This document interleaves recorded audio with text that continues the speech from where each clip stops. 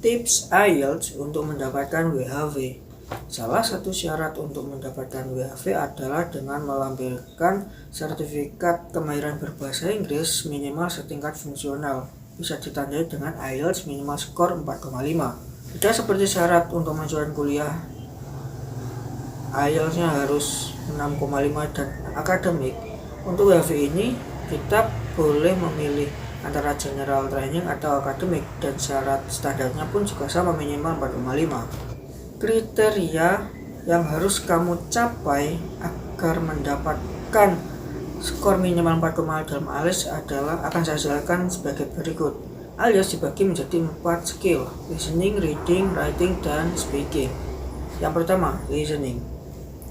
Listening pada IELTS general training dan akademik itu sama, yang mana memiliki 40 soal, jumlah soal, dan kamu harus bisa menjawab dengan benar minimal 14 hingga 15 soal untuk mendapatkan band 4,5. Yang selanjutnya, reading. Terdapat perbedaan soal antara reading akademik dan reading general. Yang pertama, reading akademik.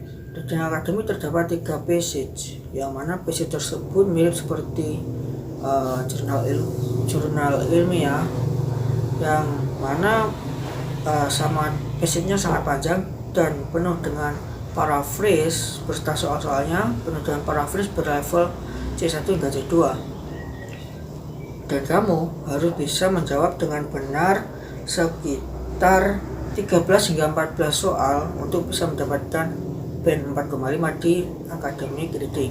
Namun di general training IELTS reading ini memiliki perbedaan penilaian, dan soalnya pun juga berbeda.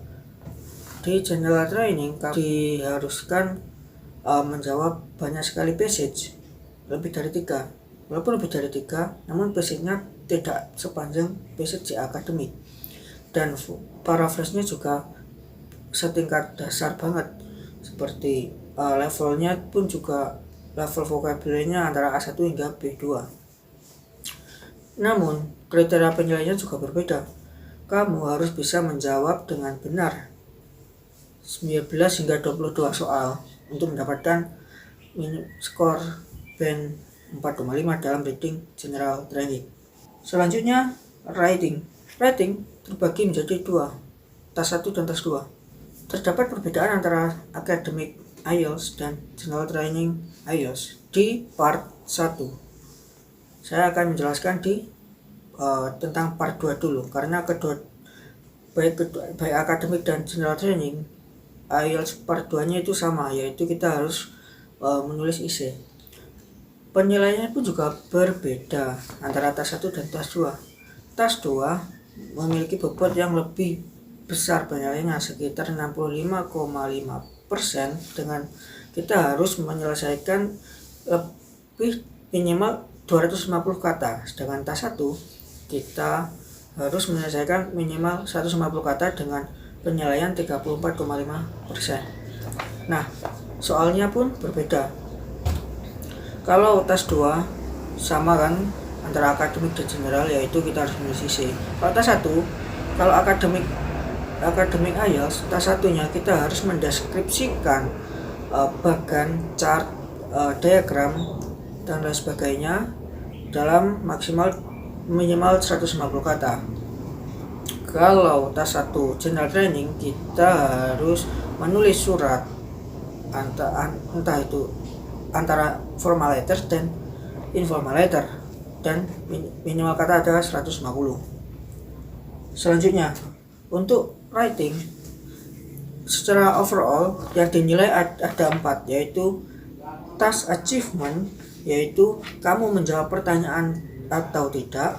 Yang kedua adalah coherent dan cohesion, kamu nyambung nggak antara pertanyaan dengan jawabannya, dan kalimat kamu antara kalimat per kalimat dan itu nyambung apa tidak. Yang ketiga adalah lexical resource, seberapa variatifkah kosakata yang kamu gunakan. Dan yang terakhir, grammatical range dan akurasi, seberapa variasi dan tepatkah grammatical yang kamu gunakan dalam menulis di writing tersebut. Skill yang terakhir yaitu speaking. Speaking terbagi menjadi 3 parts. Part 1, introduction dan interview antara 4-5 menit. Di sini examiner akan memperkenalkan dirinya dan mengkonfirmasi data dirimu dengan cara menanyakan namamu, tempat tanggal lahir, dan mengecek ID kamu seperti paspor dan KTP. Di sini pertanyaannya akan sangat umum seperti hobi kamu apa, hometown kamu, dan lain sebagainya.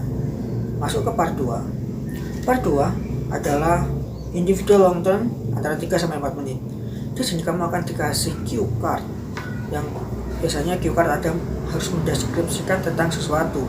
Nah, di sini kamu akan diberi waktu preparation antara 1 menit, maksimal 1 menit untuk prepare apa yang ingin kamu sampaikan untuk jawab soal tersebut.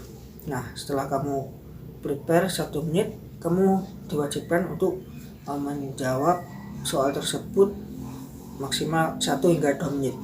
Untuk part ketiga, yaitu lanjutan dari part 2. Di sini adalah two-way discussion antara 4-5 menit. Di sini pertanyaannya cukup abstrak. Jadi mereka bertanya kadang juga berkaitan dengan part 2, dan pertanyaannya cukup abstrak seperti bagaimana pendapatmu tentang ini, bagaimana menurutmu tentang ini, dan lain sebagainya. Nah, aspek yang dinilai adalah ada 4, yaitu yang pertama adalah fluency dan coherence. Seberapa fluent kamu, lancar kamu, dan coherent. Lancar tidak harus cepat, tapi tidak ada long pause. Pause-nya tertata. Dan coherent, jadi kamu jawabnya harus nyambung. Kalau kamu ditanya hometown, jangan jawab tempat yang kamu sukai, nggak nyambung gitu. Lalu yang kedua adalah lexical resource. Seberapa variatif kosakata yang kamu gunakan. Yang selanjutnya adalah grammatical range dan akurasi. Seberapa variatif grammatical dan seberapa tepat kamu menggunakan itu grammatical tersebut. Dan yang terakhir adalah pronunciation. Jadi pronunciation kamu harus kamu samakan dengan English native speaker.